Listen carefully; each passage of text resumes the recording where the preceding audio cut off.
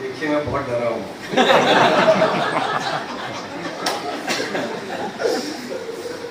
एक तो जब मुझे आदरणीय शुक्ला जी का निमंत्रण मिला कल, तो मैंने पूछा सर कार्यक्रम क्या है? कार्यक्रम क्या है? सनातन धर्म है, सनातन धर्म की रक्षा होनी चाहिए। अब ये सारे के सारे भारी भरकम शब्द आपके लिए तो बहुत साधारण हो सकते, पर हम जैसों के लिए थोड़ा डिफिकल्ट। बात हुई थी कि मेरी पत्नी ने आपको भाई के रूप में चुना। मुझे अपनी पत्नी की चॉइस पर हमेशा गर्व होता है क्योंकि उसने मुझे चुना था। और मेरी चॉइस पे तो मैं उसकी प्रशंसा करता ही था, लेकिन अब आपको चुना तो मैं उसकी प्रशंसा और अधिक करूंगा। और इस सब के पीछे एक छोटा सा शेर भी मुझे याद आ गया, हालांकि मेरा कविता और शेर व शायरी से बिल्कुल कोई समन्वय नहीं है। वो कहता है कि अजीब बंदिशें हैं मोहब्बत की, ना उनने गिरफ्तार किया और ना हम फरार हुए। तो इस प्यार के बंधन में हम हमेशा बंधे रहें और अपने अपने गंतव्य के प्रस्थान करें, अच्छे कार्य करते हुए। आज के कार्यक्रम के हिंदी विश्व भारती के अंतर्राष्ट्रीय अध्यक्ष डॉक्टर रविंद्र शुक्ल जी, हिंदी साहित्य भारती के, और हमारे अत्यंत सम्मानित माननीय विधायक झांसी श्री रवि शर्मा जी, इस संस्था के अंतर्राष्ट्रीय महामंत्री और हमारे वरिष्ठ अधिकारी डॉक्टर राजीव शर्मा जी, और इस पूरे अधिवेशन में जिनका निर्वाचन आपने किया, ऐसे निर्वाचित अध्यक्ष श्री प्रहलाद वाजपेयी जी, और प्रोफेसर वागीश को क्या कहूँ, नाम ही वागीश है। मित्रों, हम धर्म की बात कर रहे थे और सनातन धर्म की भी बात कर रहे हैं, और मुझे ये भी बताया गया कि यहाँ पर बहुत बुद्धिजीवी उपस्थित होंगे। तो मुझे लगा कि बुद्धिजीवियों के लिए जो सबसे अच्छा कार्य किया जा सकता है वो उनको विचार करने के लिए कोई विचार दे दिया जाए, तो व्यस्त रहेंगे और समाज आराम से जीवित रहेगा। तो ऐसे ही कुछ विचार मैं आपके सामने रखना चाहता हूं।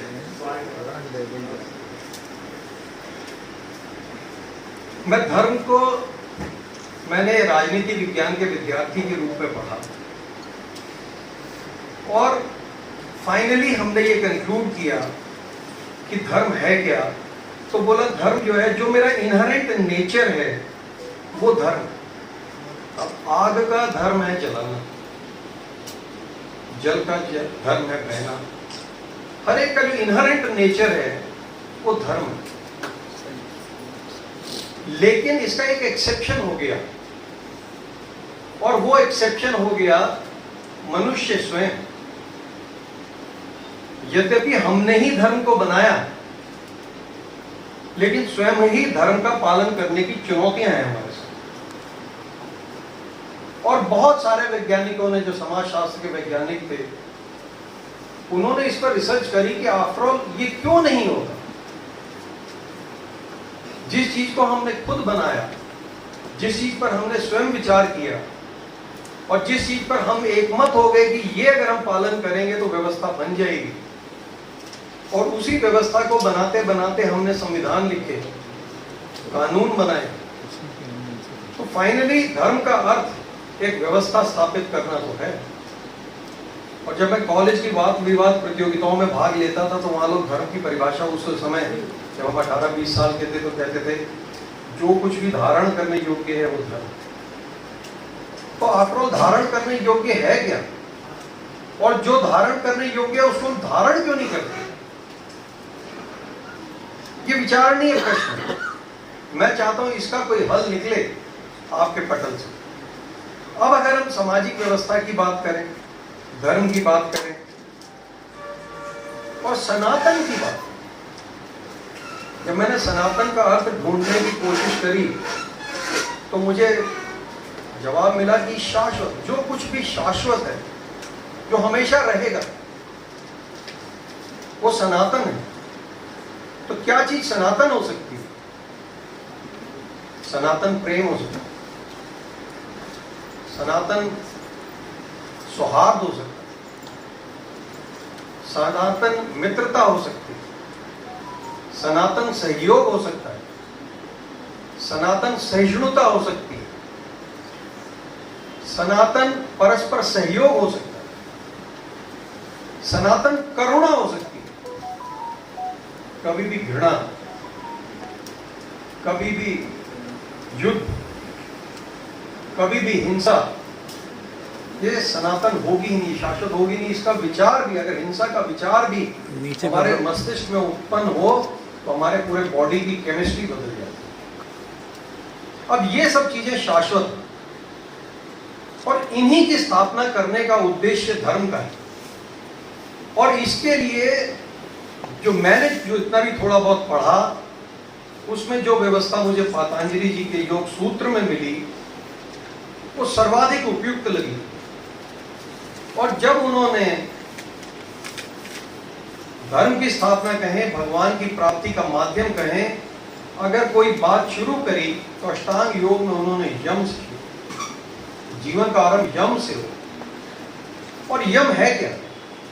यम है अहिंसा, यम है सत्य, यम है अस्तेय, यम है ब्रह्मचर्य, यम है अपरिग्रह। और अगर हम सब में इस यम की स्थापना हो जाए तो आपको नहीं लगता कि जो आपका ये जो सूत्र वाक्य है कि मानव को मानव भी बनाना है, तो मानव बन जाए। और इसके बाद जब उन्होंने ये बातें करी, उसके बाद उन्होंने नियम की बात, और नियम में उन्होंने बताया पवित्रता, मन और वाणी की, संतोष यानी कि स्वीकार्यता, मैं एक दूसरे को भी वैसे ही स्वीकार करूं। उन्होंने तप की बात, तप माने दृढ़ता, आत्मानुशासन, स्वाध्याय की बात, आत्मचिंतन की बात, और ईश्वर प्राणिधान की बात करी, ब्रह्म की बात करी, निष्ठा की बात। अब इन सारी बातों को अगर हम अपने जीवन में समाहित कर लें और ये किसी भी व्यक्ति में इसका 1/10वां अंश भी स्थापित हो जाए तो निश्चित रूप से जिस सनातन संस्कृति की हम बात करते हैं, जिस धर्म की हम बात करते हैं, जिसकी रक्षा के लिए हम इतने चिंतित हैं, उन सब का परिष्कार हो जाए। अब बात उठती है कि क्या ये हमारी यात्रा व्यष्टि से समष्टि की ओर है? यद्यपि उद्देश्य तो यही होना चाहिए कि मेरा विस्तार व्यक्तित्व का इतना हो कि मैं अपने व्यक्तिगत सोच से ऊपर उठ करके समाज का सोच करूं, किंतु कहीं ना कहीं मुझे लगता है कि यदि धर्म की स्थापना करनी होगी तो मेरे हिसाब से, क्योंकि आप बुद्धिजीवी हैं इसलिए मैं आपको विचार देके जाता हूं, मुझे लगता है कि इस यात्रा को इसका रुख हमें उल्टा करना पड़ेगा। और इसका रुख इसलिए उल्टा करना पड़ेगा क्योंकि ये परिष्कार, ये परिवर्तन, ये उद्घोष जो हम करते हैं, ये पहले स्वयं में करना होगा, तब हमारी वाणी में इतना प्रभाव होगा कि जो हम कहेंगे। और इसकी स्थापना तभी होगी जब ये यात्रा अंतर्मुखी हो। अभी माननीय विधायक जी कह रहे थे कि विश्व इतना अर्थ प्रधान हो गया, और ये वास्तव में मैं इसको एक राजनीतिक विज्ञान के विद्यार्थी के रूप में जब देखता हूं तो हमने पढ़ा कि पहले समाज बना, समाज के बाद अर्थव्यवस्था बनी, और अर्थव्यवस्था सबसे पहले समाज बना, फिर राजनीति हुई ताकि व्यवस्था स्थापित हो, और उसके अंदर आकर के सबसे छोटा गोला जो बनता था वो अर्थ था। लेकिन आज जब हम अपने विकास के इस मुहाने पर खड़े हैं तो ये पूरी की पूरी व्यवस्था उल्टी हो गई, और आज इस व्यवस्था का जो सबसे बड़ा चक्र है वो अर्थ हो गया, उसके बाद राजनीति हो गई, और उसके बाद समाज रह गया, जिसका आप कह रहे थे कि एकल परिवार। वो परिणाम है, क्योंकि अर्थ की प्रधानता जीवन में इतनी हो, अर्थ महत्वपूर्ण है। आपने साधन और साध्य की बात की, हो सकता है साधन के रूप में उसका उपयोग हो सकता है, लेकिन वो मेरे जीवन का साध्य नहीं हो सकता। और जब वो मेरे जीवन का साध्य नहीं होगा तो मुझे लगता है कि मेरी यात्रा अंतर्मुखी होगी। मैं आत्मचिंतन करूंगा, और जब मैं आत्मचिंतन करूंगा तब मुझे लगता है कि जो चिंता आप यहाँ पर पिछले 2 दिनों से कर रहे हैं उसका वास्तविक रूप से उस मंथन से कोई ना कोई बात निकलेगी। और हम सब जिस समाज की परिकल्पना कर रहे हैं उस समाज की परिकल्पना की बुनियाद हमें अपने अपने परिवार में रखनी होगी। और किसी भी परिवार में कोई भी बच्चा, मेरा भी परिवार है, कोई भी बच्चा, मैं इस मंच से घोषणा करता हूं, यद्यपि मैं आपसे आयु में छोटा हो सकता हूं, वो आपके भाषण से कुछ भी नहीं सीखता। आप उसको सुबह उठ करके लेक्चर दें, उस पर कतई फर्क नहीं पड़ता, लेकिन वो जब ये देखता है कि मेरे माता पिता का स्वयं का आचरण कैसा है, तो वो बहुत ही सटल वे में उसके मन में, मस्तिष्क में, भावों में और संस्कारों में स्थापित होता है। और जब हम उस परिवार को मजबूत कर लेंगे, उसके संस्कारों को मजबूत कर लेंगे, तब वो परिवार की वो इकाई जब समाज का अंग बनेगी तो अपने आसपास भी उसी संस्कारों की सुगंधी को फैलाएगी जिसके प्रति आप चिंतित हैं। इन्हीं शब्दों के साथ मैं अपनी वाणी को विराम देता हूँ। मेरे विचार अगर किसी को गलत भी लगे हो तो मुझे क्षमा करिएगा। आप लोग बहुत विद्वान हैं।